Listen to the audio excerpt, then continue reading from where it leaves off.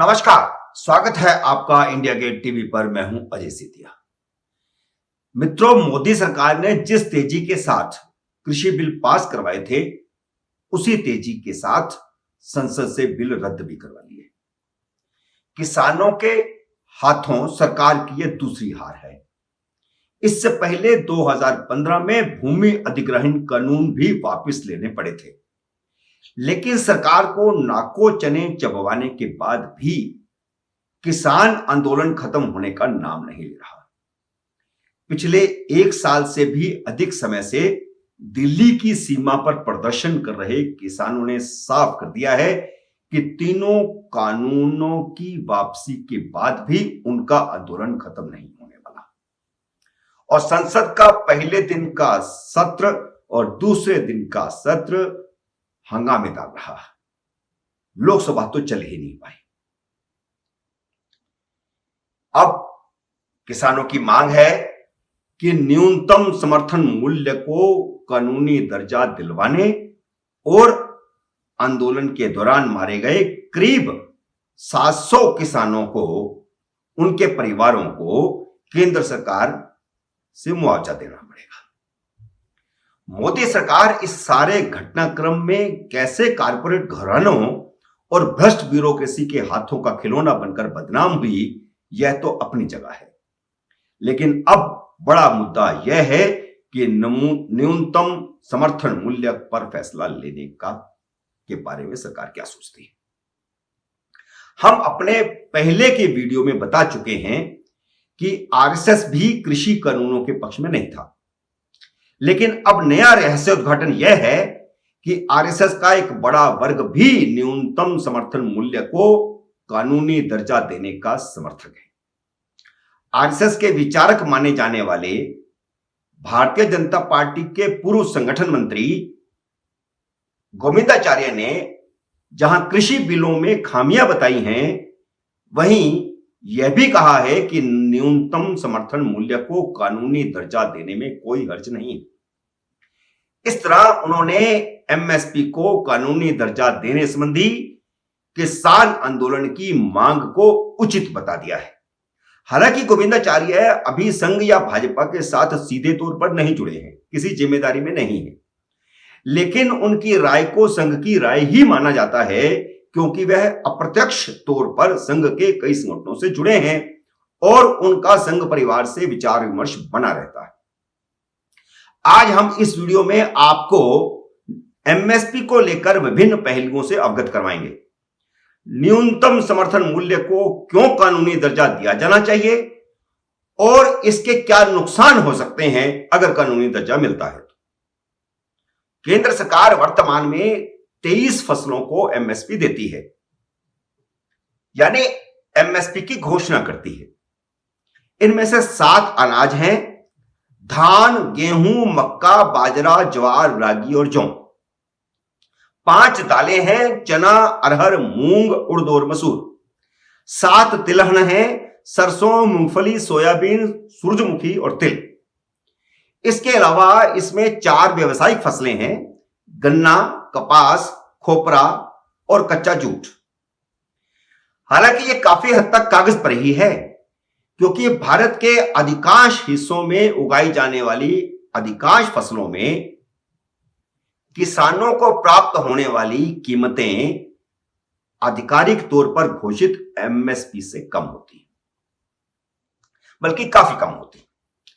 सरकारी खरीद संगठन FCI, food corporation of India, NAFED और भारतीय कपास निगम के अफसर बिना रिश्वत लिए फसल खरीदते ही नहीं।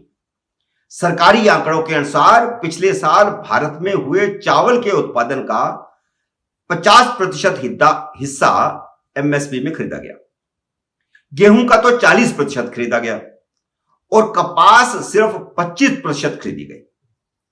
भ्रष्ट अफसर आड़तियों के माध्यम से बड़े किसानों से सौदा कर लेते हैं और छोटे किसानों के पास इसके सिवा कोई विकल्प ही नहीं होता कि वे आड़तियों को औने पौने भाव में अपनी फसल बेच दें। व्यापारी उनकी मजबूरी का फायदा उठाकर उनके खेतों से तुरंत नकदी देकर औने पौने भाव में फसल उठा लेते हैं।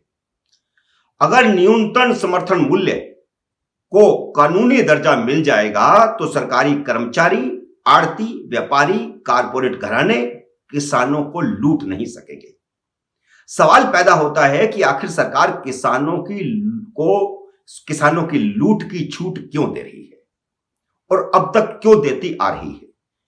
यह छूट कांग्रेस की सरकारों ने भी दी और अन्य सरकारों ने भी दी। जबकि गन्ने को लेकर के यह कानून लागू है।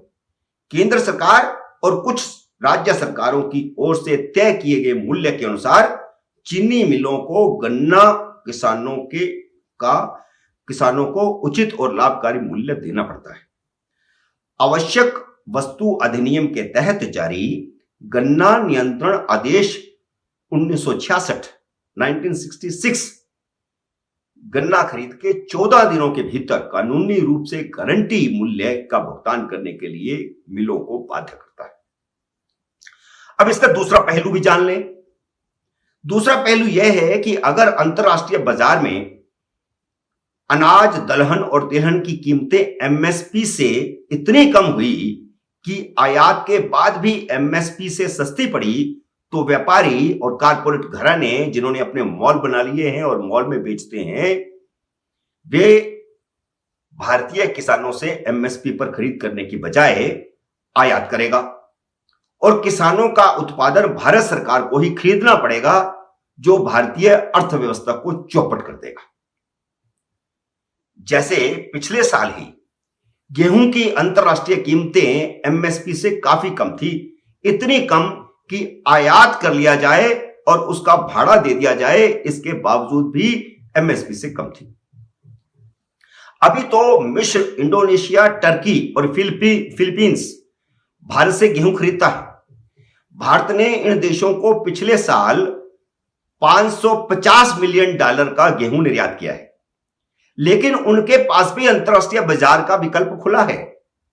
अगर एमएसपी को कानूनी दर्जा दे दिया जाए और गेहूं की कीमतें बढ़ जाएं और अन्य जिन्स की कीमत भी इसी हिसाब से एमएसपी के हिसाब से बढ़ जाती है, तो इन देशों के पास अंतरराष्ट्रीय विकल्प खुले हैं जहां सस्ता अनाज या तिलहन या दलहन मिल सकता है।